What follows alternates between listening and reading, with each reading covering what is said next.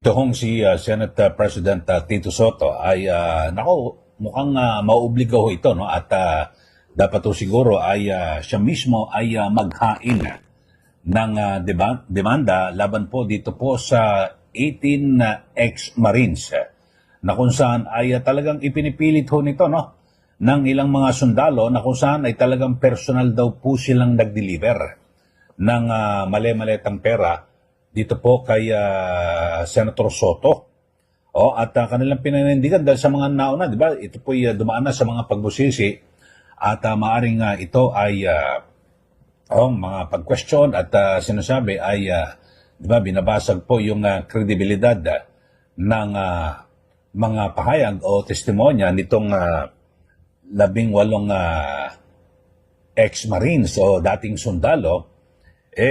Talagang idinitali ho mga kababayan at hindi ho siguro basta-basta pwedeng sabihin ni Senator Soto na hindi niya papatulan itong mga aligasyon na ito. Kasi ho mga kababayan ay maliwanag na kung saan ay talagang sinasabi ho at yung personal na abutan doon po sa kanyang tanggapan o gusali diyan po sa may Pasay City. So siguro pinakamainam ho na dapat gawin ho ni Senator Soto ay kanya na pong idemanda. At ang pinakamainam din ho mga kababayan ay kanyang komprontahin ito hong mga dating sundalo ng dating tauhan ni dating Congressman Zaldico. At ang pinakamaganda, di ba, magpatawag na ho sila ng pagdinig ng Senate Dolibon Committee para kumprontahin at harap-harapan na itanong ni Soto at siguro maaari kanyang pabulaanan o pagalitan itong mga 18 Marines o dating Marines na idinadawit ho ang pangalan. Kasi ho hindi po pwede, no, na basta na lang, hindi totoo yan, hindi ko napapatulan yung mga binabanggit na yan ng mga 18 Marines na yan. Kasi ang pabiro pa nga ho ang banggit ho ni Senate President Tito Soto na naku, hindi raw alam ho na kanyang misis, baka hanapin daw po yan. Yung pera na yan, mga kababayan, siguro ako, mga kababayan, no, pag ganyan may mga matitinding aligasyon at paulit-ulit at hindi po binabago sa kabila ng mga, di ba, pinatawag na po sila yan po sa NBI at makasasunod sa ombudsman at lumilitaw na parang sila na po ang nagiging akusado, himbis na sila po ay gawing testigo. So, yun ho, ito, pakinggan ho natin, mga kababayan, ito yung muling pagpapahayag ng ilang mga sundalo na dati hong security ni dating Congressman Zaldico na kung saan ay talagang hindi po binabago yung kanilang mga pahayag sa kabila ng mga pagpapabulaan ni Senator Soto. Ito, pakinggan ho natin yung interview ng Banateros dito po sa mga sundalo o dating ex-Marines, 18 ito. Panoorin po natin, mga kababayan. Si Senator Soto, meron bang nakapag-deliver kay dito? Ako na sir, magano kasi minsan ginawa niyang Itbulaga Ang ganda sir, nung ako yung dyan, yung team advance. Ikaw. So, nauna kami sa area sa Baclaran, sa building. Sa opisina yata dyan, sir, sa Baclaran. Ngayon, pagdating nila ni boss, ako nag-guide dun sa baba. Kasi sa baba may daan dun, sir, may elevator paakyat. So, pag dating nila, ginaid ko, tapos, bumaba na sila ni boss, umakyat sa elevator, tapos yung ibang tropa, bumaba din, dadala rin ibang malita. Ako, yung dalawang malita mismo, dadala ko. Tapos, tinulak ko para makasabay sa kay boss, paakyat yung dalawang malita ko. Sino itong boss? Si Zaldico? Sino yung boss? Si Boss Zaldico po. So, kasama si Zaldico na nag-deliver kay Soto? Opo. May nagsalubong lang na Elevator. sa elevator. Tapos kasabay niya, paakyat. Tapos yung malita, kasabay rin po. So, sinong tumanggap? Sino tumanggap pagdating sa taas? Kasi hindi na kami umakyat no sa taas. So yung mga boss na lang ang nag-usap. Opo, kasi building po ni Senator Soto po yun. So, pero okay. Building ni ano? ito pong building na to kay ano talaga, confirm kay Senator Soto. Opo, kasi may, nakalimutan ko pero may pangalan doon sa taas eh. Baka tanggalin na nila yun. Hindi ko lang alam, sir. Hindi kasi ang Ginagawa niyang Itbulaga eh. Pero di ikaw, di ba, nakita mo mismo yan. Sa sarili mo, ikaw mismo nagbitbit ng 2 maleta. Ano nung nakita mo sa news na dumidinay si Soto? Anong nasa isip mo? Sa isip ko, sir, parang natatawa lang ako sa sinasabi niya na baka hanapin ng misis niya yung malita na yon. Pero sa akin naman, hindi naman ako magsabi ng sinungalingan kasi ako mismong nag-abot kay boss pasabay dun sa elevator. Kung ano, alam mo, kung totoong di umano nag-deliver kay Soto at hindi alam ng asawa, saan kaya napunta yon? Ay, yun lang. Tayari tayo dyan. Yan po ang pahayag no, ng ilang mga sundalo at talagang pinaninindigan ho eh. At wala pong kagatol na talagang sinasabi ho nila, hindi. Alam nila na nag-deliver ko sila ng pera.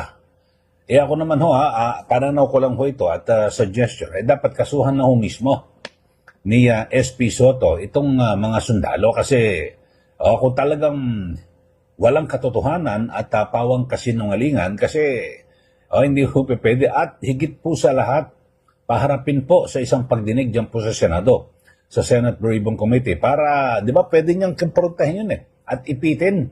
Di ba, alam mo, under oath ka, pag napatunayan na nagsinungaling ka rito, pwede ka makasuhan ng perjury at higit sa lahat, agad na pwedeng ipakulong po ng mga senador, di ba?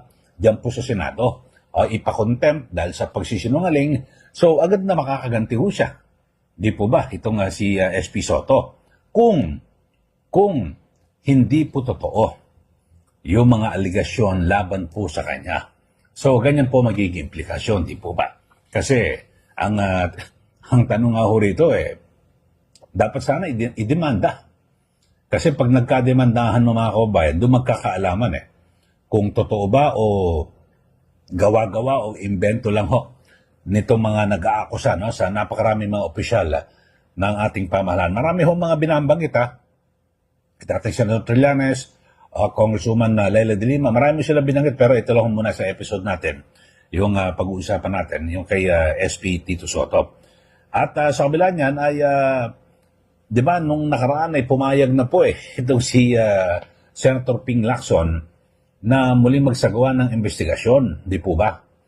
Tapos ay ang tinatanong lang po ni Senator Marcoleta ay kung kailan, anong petsa at anong oras.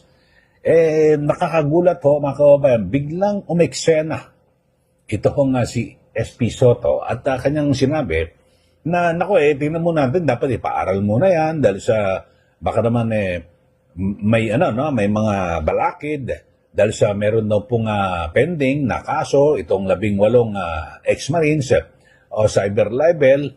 So dapat ipaaral daw po muna sa Senate Committee on Rules. Alam niyo ho mga kababayan, kahit sino hindi po nakapagtapos ng abogasya o kahit siguro hindi pa nakapagtapos ng kolehiyo o high school o elementarya, napakasimple lang naman ho mga kababayan kahit ba may kaso yan pero pwede namang yan na isama sa mga pagdinig ho sa Senado. Sa mga nakaraan nga di ba, may mga nakakulong o pinapapunta nila, pinapatestigo, di ba, sa mga congressional inquiry. Bakit ito hindi? So, pagtutugma-tugpain ho natin at pagtatagpi-tagpiin ho natin, parang, bakit gano'n, no? Ako napaisip po ako bakit gano'n ang naging asta ni SP Soto? Kasi baka tuloy, pwede ho na maging persepsyon at isipin ho ng publiko, naku baka kaya totoo kaya? Marami ho mga tanong, totoo kaya yung sinasabi ng mga sundalo? Kasi bakit dapat ho mas nung banggitin ho ni SP Soto, ng mga sundalo, yung pangalan ni SP Soto, mga kababayan, dapat nga ho kung ako ho yun, imbis na pabulaanan, tapos hindi naman totoo, ipatatawag ko ho mismo agad sa Senado yung mga yan para komprontahin. Mas maganda yung komprontasyon mga kababayan habang nasa Senate Blue Ribbon Committee hearing. Tapos, di ba, pagtatanungin mo, lahat ng mga detalye, paano mo nalaman na tumanggap ako ng ganito. O, kung kasama ka ron, saan bang building yan? At paano mo sinabi na ganito? Hindi totoo yan. Ni minsan ay hindi ka pa nakapunta sa aking tanggapan sa opisina dyan sa Baclaran sa May Pasay. So dapat ganun ho, di po ba? Ipitin mo, tapos pag naipit, pwedeng ipakulong, ipakontempt natin, ikulong sa Senado. Di ba? May mga ganun ho na pwede. Kung talaga hindi ka po tumanggap.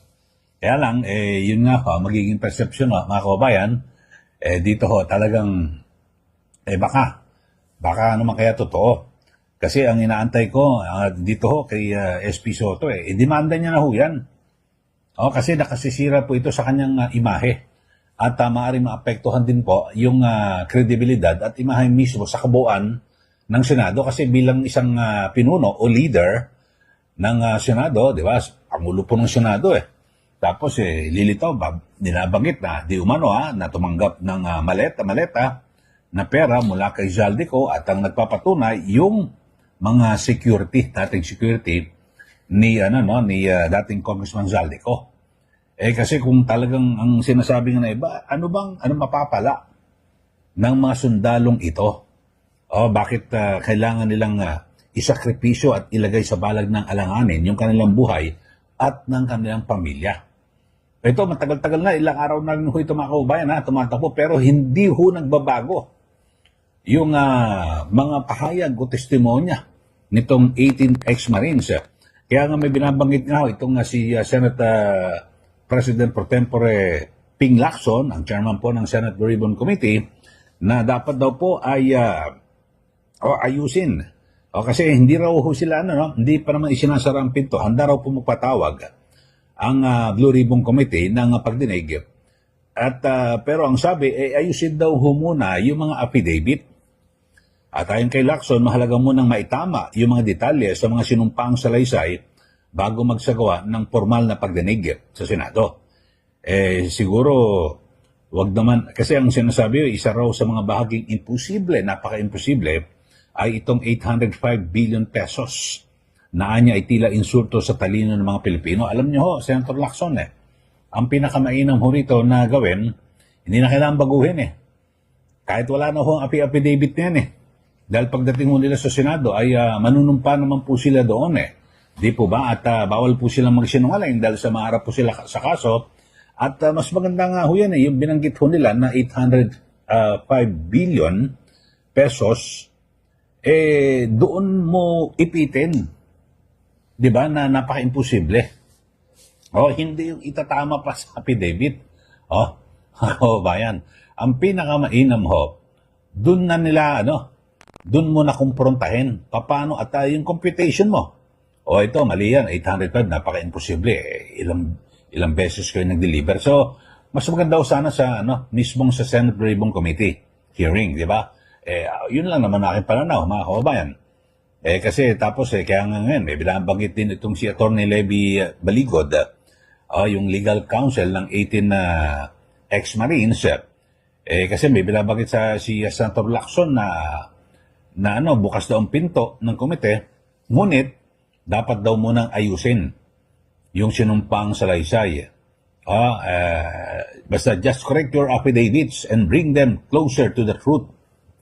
And I'll call a hearing, sabi po ni Senator Lacson. So, ilapit lang daw po sa makatotohanan.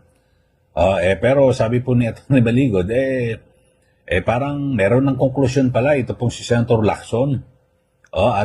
So, maaring wala na raw pong maging saysay o walang magandang patutunguhan yung gagawing hearing ng Senate Blue Ribbon Committee dahil sa, meron na ng konklusyon wala na po. Useless na po ito, mga kababayan. Kayo ho, ano ang masasabi niyo ho rito sa issue natin pinag-usapan? Ako, yung